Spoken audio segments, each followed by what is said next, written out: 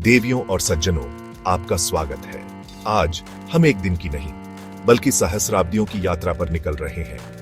एक ऐसी यात्रा जो हमारे आसपास की दुनिया की व्याख्या करती है। चलिए समय को पीछे ले चलते हैं, बहुत पीछे, एक ऐसे समय में जब मानवता एक बहुत अलग जीवन जीती थी। हजारों हजारों वर्षों तक हमारे पूर्वज शिकारी संग्राहक थे। उनकी अर्थव्यवस्था, अगर आप उसे ऐसा कह सकते हैं, तो वो तत्काल अस्तित्व की थी। वे मौसमों के साथ चलते थे, जानवरों के झुंडों का पीछा करते हुए और खाने योग्य पौधों की तलाश में रहते थे। उनके पास सामान बहुत कम था, बस उतना ही जितना वे उठा सकते थे। जीवन अगले भोजन की निरंतर खोज थी, एक खानाबदोश अस्तित्व जो पूरी तरह से प्रकृति की लय से तय होता था। कल के लिए बचाने की कोई अवधारणा नहीं थी, क्योंकि कल हमेशा अनिश्चित था। लेकिन फिर कुछ सचमुच क्रांतिकारी हुआ, एक ऐसा गहरा बदलाव जिसने मानव इतिहास की दिशा ही बदल दी। लगभग 10,000 ईसा पूर्व एक ऐसे क्षेत्र में जिसे अब हम फर्टाइल क्रिसेंट कहते हैं, कुछ चतुर इंसानों ने एक अभूतपूर्व खोज की। उन्होंने सीखा कि वे बीज बो सकते हैं और धैर्य और देखभाल के साथ उन्हें भोजन के रूप में विकसित होते देख सकते हैं। यह कृषि क्रांति का उदय था। यह कोई अचानक हुई घटना नहीं थी, बल्कि एक धीमा क्रमिक परिवर्तन था जो दुनिया भर में फैल गया। अपने भोजन का पीछा करने के बजाय लोगों ने उसका उत्पादन करना शुरू कर दिया। जमीन में बीज बोने का यह सरल कार्य वास्तव में पहली महान आर्थिक क्रांति थी। यह वह क्षण था जब मानवता ने अपनी नियति को खुद आकार देना शुरू किया। जमीन पर खेती करने की इस नई क्षमता के ऐसे परिणाम हुए जिनकी हमारे पूर्वजों ने कभी कल्पना भी नहीं की होगी। पहली बार वे एक ही स्थान पर रह सकते थे। खानाबदोश जीवन फीका पड़ने लगा और उसकी जगह स्थायी बस्तियों ने ले ली। जैसे जैसे गांव बड़े होते गए और अतिरिक्त भोजन के चमत्कार की बदौलत अधिक समृद्ध होते गए, हमारी यात्रा का अगला तार्किक कदम शुरू हुआ, शहरों का उदय। लगभग 4000 ईसा पूर्व मेसोपोटामिया जैसी जगहों पर, टिग्रिस के उपजाऊ तटों पर और यूफ्रेट्स और मिस्र में नील नदी के किनारे ये बस्तियां दुनिया के पहले शहरी केंद्रों के रूप में विकसित हुईं। उरुक जैसे शहर और मेम्फिस आबादी के हलचल भरे केंद्र बन गए संस्कृति और वाणिज्य के। उन्हें संगठन और प्रशासन की आवश्यकता थी और हजारों लोगों के प्रबंधन के लिए कानूनों की। इसी आवश्यकता ने लेखन को जन्म दिया। शुरुआत में मेसोपोटामिया में क्यूनिफॉर्म जैसी प्रणालियां कहानियों के लिए नहीं, बल्कि लेखांकन के लिए विकसित की गई थी।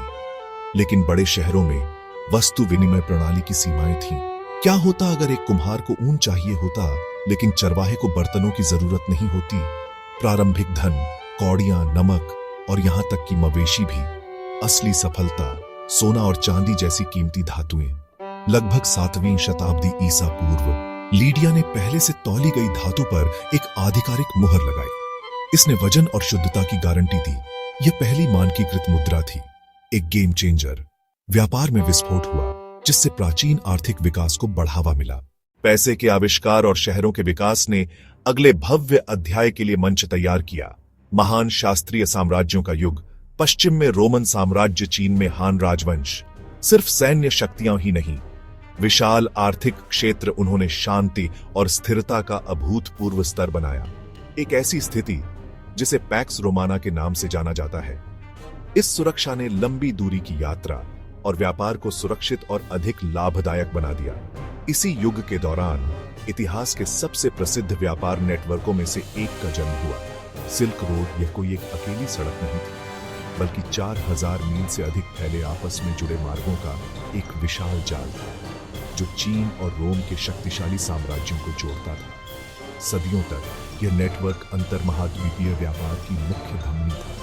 पूर्व से कीमती रेशम, मसाले, चाय और चीनी मिट्टी के बर्तन आते थे। बदले में पश्चिम ने पूर्व की ओर सोना, चांदी, कांच के बने पदार्थ और ऊन भेजा। सिल्क रोड सिर्फ एक व्यावसायिक राजमार्ग से कहीं ज्यादा था। यह विचारों के आदान प्रदान का एक माध्यम था, प्रौद्योगिकियों, धर्मों और संस्कृतियों का, जिसने दोनों सिरों पर सभ्यताओं को मौलिक रूप से आकार दिया। रोमन साम्राज्य स्वयं आर्थिक इंजीनियरिंग का एक चमत्कार था। पत्थर से बनी सड़कों के इसके विशाल नेटवर्क ने इसके हर कोने को जोड़ा। इसकी शक्तिशाली नौसेना ने भूमध्य सागर को समुद्री डाकुओं से मुक्त कर दिया। इसे हमारा सागर, जिस पर अनाज, शराब और जैतून का तेल ले जाने वाले जहाज सुरक्षित रूप से यात्रा कर सकते थे। यह जटिल प्रणाली यकीनन दुनिया की अब तक की सबसे जटिल और एकीकृत अर्थव्यवस्था थी। पश्चिमी रोमन साम्राज्य के पतन के बाद यूरोप विखंडन के एक दौर में प्रवेश कर गया जिसे अंधकार युग के रूप में जाना जाता है। हालांकि जब यूरोप लड़खड़ा रहा था, इस्लामी दुनिया अपने स्वर्ण युग में प्रवेश कर रही थी। स्पेन से भारत तक फैली यह नई सभ्यता दुनिया का आर्थिक गुरुत्वाकर्षण केंद्र बन गई। इसके व्यापारी वैश्विक व्यापार के स्वामी थे जो प्राचीन मार्गों को विरासत में लेकर उनका विस्तार कर रहे थे। इस्लामी स्वर्ण युग बगदाद में व्यापार और वित्त में उल्लेखनीय नवाचारों की विशेषता थी। काहिरा और दमिश्क में ऐसी परिष्कृत तकनीकें विकसित हुईं जिनका हम आज भी उपयोग करते हैं। उन्होंने सक की अवधारणा बनाई जो भुगतान का एक लिखित वादा था, और यही हमारे आधुनिक शब्द चेक का मूल है। उन्होंने पूंजी जमा करने के लिए साझेदारियां बनाई और ऋण और बैंकिंग की जटिल प्रणालियां स्थापित की जिससे धन का निर्बाध हस्तांतरण संभव हो सका। एक व्यापारी बगदाद में पैसा जमा कर सकता था और उसे स्पेन के कॉर्डोबा में प्राप्त कर सकता था। इन व्यापारियों ने दुनिया को ऐसे जोड़ा जैसा पहले कभी नहीं हुआ था। वे चीन से कागज और कंपास लाए, ईस्ट इंडीज से मसालों का व्यापार किया, अफ्रीका से सोना और नमक, और उत्तर से जानवरों की खाल का। अरबी भाषा वाणिज्य की भाषा बन गई। इस्लामी दीनार एक विश्वसनीय अंतरराष्ट्रीय मुद्रा थी। इस बीच यूरोप में एक अलग आर्थिक व्यवस्था ने जड़ें जमा ली थी, सामंतवाद, जो एक पिरामिड की तरह संरचित था। सबसे ऊपर राजा था जो सैन्य सेवा के बदले में सामंतों और कुलीनों को जमीन देता था। सबसे नीचे भूदास थे जो जमीन पर काम करते थे। यह काफी हद तक आत्मनिर्भर स्थानीयकृत अर्थव्यवस्था थी। हालांकि मध्य युग के अंत तक चीजें बदलने लगी। एक शांत पुनरुद्धार शुरू हुआ जिसकी चिंगारी इस्लामी दुनिया और इतालवी शहर राज्यों के संपर्क से लगी। उत्तर मध्य युग ने यूरोप की आर्थिक भावना के क्रमिक जागरण को देखा जो इटली से ज्यादा कहीं और स्पष्ट नहीं था। वेनिस, जेनुआ और फ्लोरेंस भूमध्य सागरीय चौराहे पर स्थित महत्वपूर्ण बिचौलियों के रूप में काम करते थे। वेनिस के व्यापारी मसाले खरीदने के लिए अलेक्जेंड्रिया और कॉन्स्टेंटिनोपल जैसे बंदरगाहों पर जाते थे।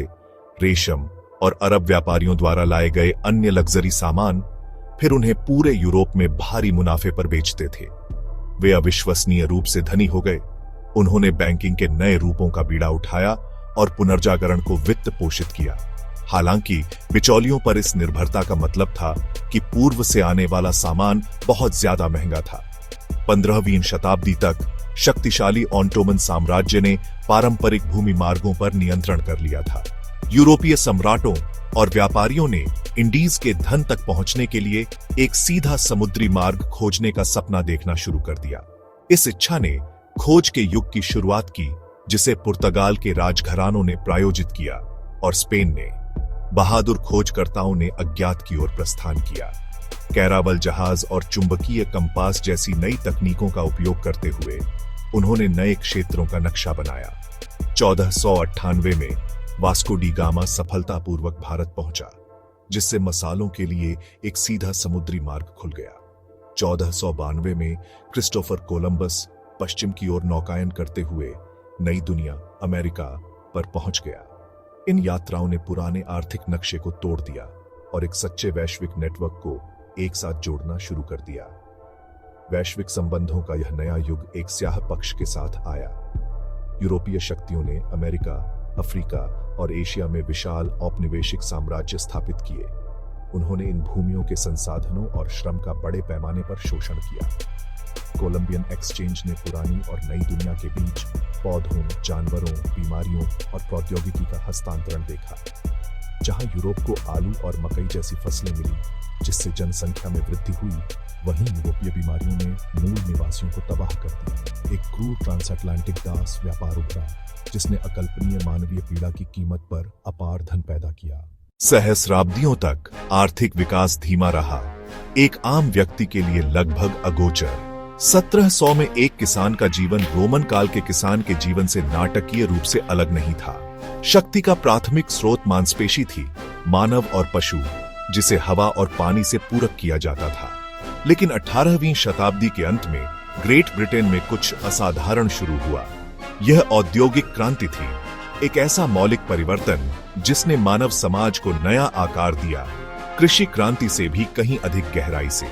यह अभूतपूर्व तकनीकी नवाचार था जिसने मांसपेशियों की शक्ति को मशीन की शक्ति से बदल दिया, जो पौधों और जानवरों को पालतू बनाने के बाद की सबसे महत्वपूर्ण घटना थी। क्रांति कपड़ा उद्योग में शुरू हुई। स्पिनिंग जेनी और पावर लूम जैसे आविष्कारों ने एक अकेले मजदूर को सैकड़ों गुना अधिक कपड़ा बनाने की अनुमति दी। लेकिन परिवर्तन का असली इंजन भाप था। जेम्स वॉट द्वारा भाप इंजन का परिष्करण निर्णायक था। यह अविश्वसनीय मशीन ब्रिटेन के प्रचुर कोयले से चलने वाली कारखानों को शक्ति दे सकती थी, खदानों से पानी निकाल सकती थी और परिवहन के नए रूपों को चला सकती थी। भाप का इंजन और स्टीम बोट का जन्म हुआ। सामान, लोग और जानकारी अब ऐसी गति से यात्रा कर सकते थे जो जादू की तरह लगती। इससे कारखाना प्रणाली का उदय हुआ।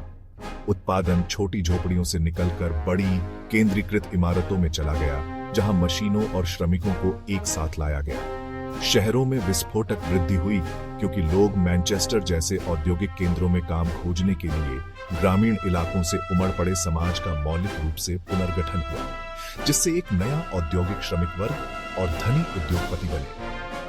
अपार धन पैदा करने के साथ साथ इसने नई समस्याएं भी पैदा की। भीड़ भरे शहर, खतरनाक परिस्थितियां और बाल श्रम।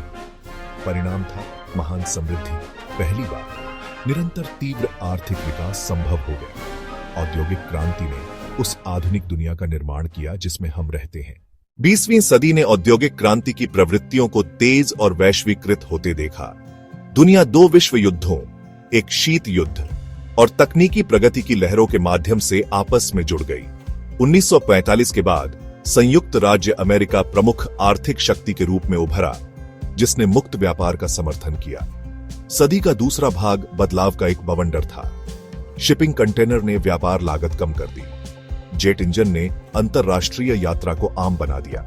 कंप्यूटर और इंटरनेट ने डिजिटल क्रांति को जन्म दिया, जिससे एक सूचना अर्थव्यवस्था का निर्माण हुआ, जहां डेटा और ज्ञान सबसे मूल्यवान वस्तुएं हैं। आज हम वास्तव में एक वैश्वीकृत दुनिया में रहते हैं। वित्त तात्कालिक है, खरबों डॉलर सेकंडों में दुनिया भर में चमकते हैं। आपूर्ति श्रृंखलाएं अविश्वसनीय रूप से जटिल हैं। एक स्मार्टफोन के पुर्जे डिजाइन किए जाते हैं, निर्मित होते हैं और दर्जनों देशों में असेंबल किए जाते हैं। इस एकीकरण ने करोड़ों लोगों को गरीबी से बाहर निकाला, खासकर एशिया में। हमने नई आर्थिक शक्तियों का तेजी से उदय देखा है। युद्ध के बाद जापान, जर्मनी, फिर दक्षिण कोरिया जैसे एशियाई टाइगर्स अब चीन और भारत का वैश्विक दिग्गजों के रूप में फिर से उदय हो रहा है। पहले बोए गए बीज से लेकर वैश्विक डिजिटल नेटवर्क तक मानवता ने अभूतपूर्व धन प्राप्त किया है। लेकिन हमारी आधुनिक अर्थव्यवस्था गंभीर चुनौतियों का सामना कर रही है। जीवाश्म ईंधन जलाने से जलवायु परिवर्तन हुआ है और पर्यावरणीय गिरावट। वैश्वीकरण ने धन तो बनाया, लेकिन इसे समान रूप से साझा नहीं किया गया है। इनके लिए वैश्विक सहयोग की आवश्यकता है। एक ऐसी अर्थव्यवस्था बनाने के लिए मिलकर काम करें जो समृद्ध हो, टिकाऊ और सभी के लिए न्याय संगत हो। अगला अध्याय हमें ही लिखना है। धन्यवाद। नमस्कार।